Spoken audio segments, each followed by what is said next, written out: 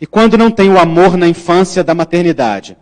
Então, quando uma pessoa não vivenciou o amor do cuidado, foi afastado da mãe e do pai, ou não teve como experimentar aquilo por qualquer motivo, ou porque a mamãe não estava disponível, não estava sadia para dar, ou não estava lá para dar, esse movimento de entrega interrompida permanece no coração, que é aquele movimento da entrega ao primeiro amor.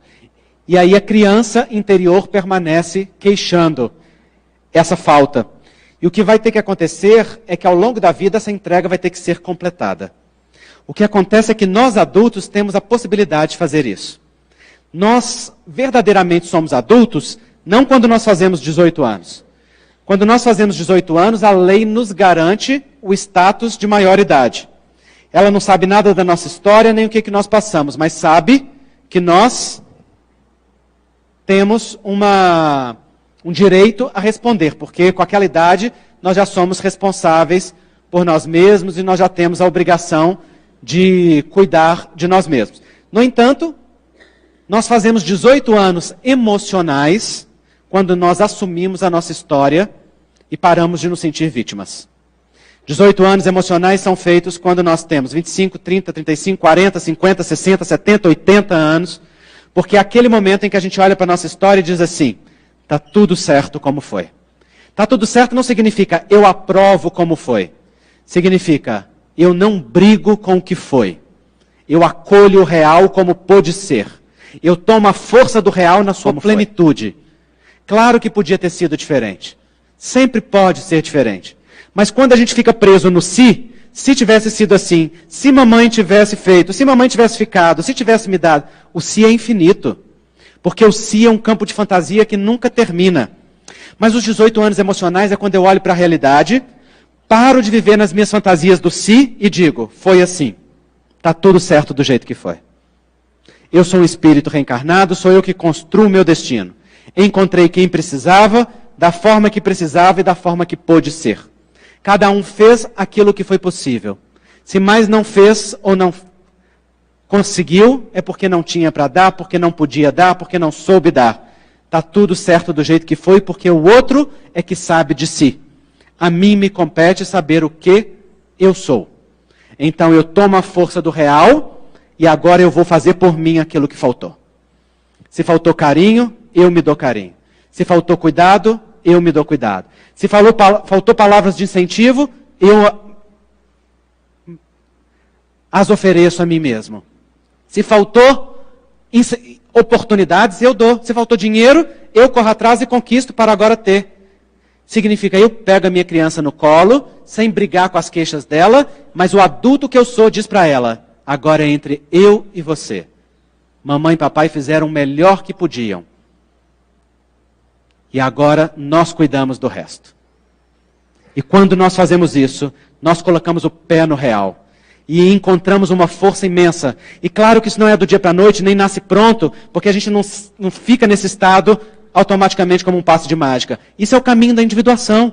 É o caminho que nós vamos enfrentando as nossas feridas, mas vamos cedendo espaço para um olhar mais amplo.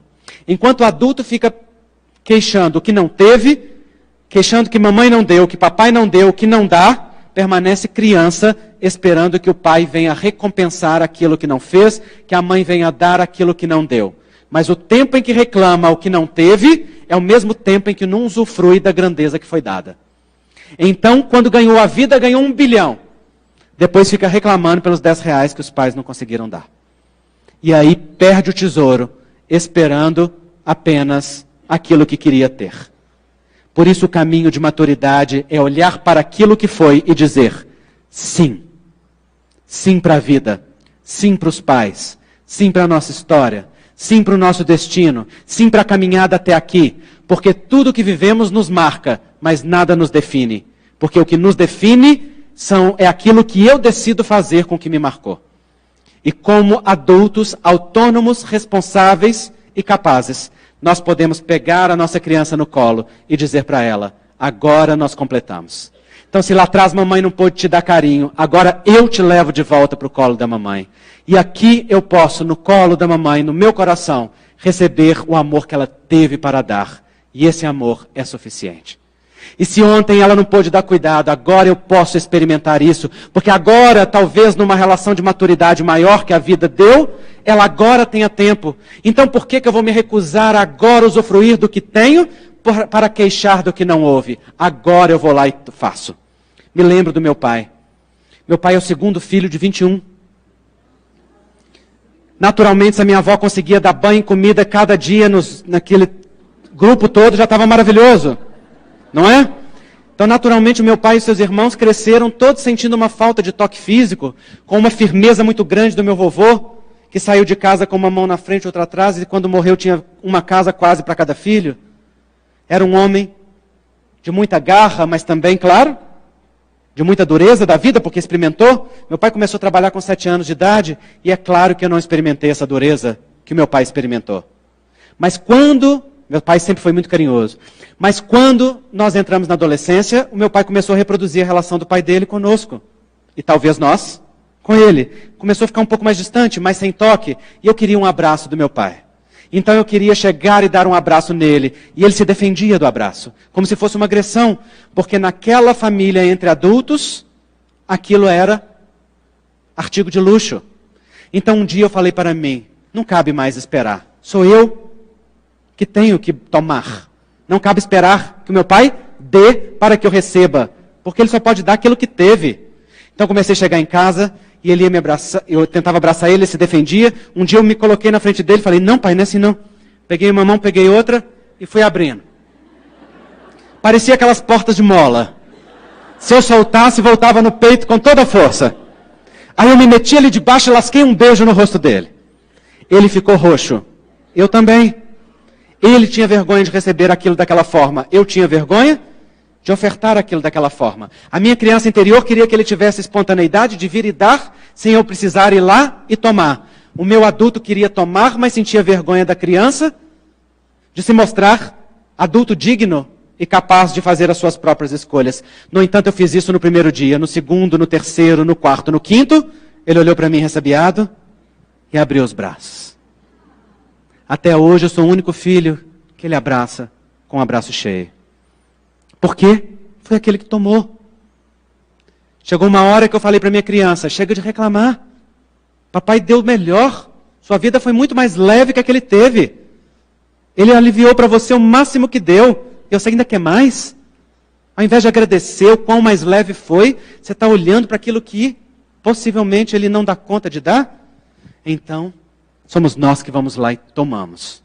E quando nós fazemos isso, nós acalentamos o que precisamos. E então a nossa vida adulta pode ser cheia, porque a nossa criança, de qualquer idade que ela seja, é importante você saber de quantos anos tem a sua criança, porque uma criança de 3 é diferente de uma criança de 10. Qual a idade da criança que queixa dentro de você? A criança de 3 precisa de cola, a criança de 10 precisa de incentivo. Precisa de oportunidade, precisa de liberdade. O que você precisa dar para a sua criança? Pega a sua criança no colo e dá para ela. E dá a você a alegria de dizer para ela, você pode amar livremente o papai e a mamãe. Eles são maravilhosos do jeito que são. Não importa o que fizeram, o que não fizeram, quanto deixaram de fazer. Assim, do jeito que são os pais certos para você. E graças a ele, você está aqui. E você existe. E isso basta. Isso é suficiente. Isso é divino. E aí, que criança reclamar, mas e o resto? Você diz para ela, o resto, já estou providenciando. Vamos lá. Sou eu que te dou agora. Que Jesus fortaleça cada um de nós nesse caminho de individuação e no caminho do amor a dois.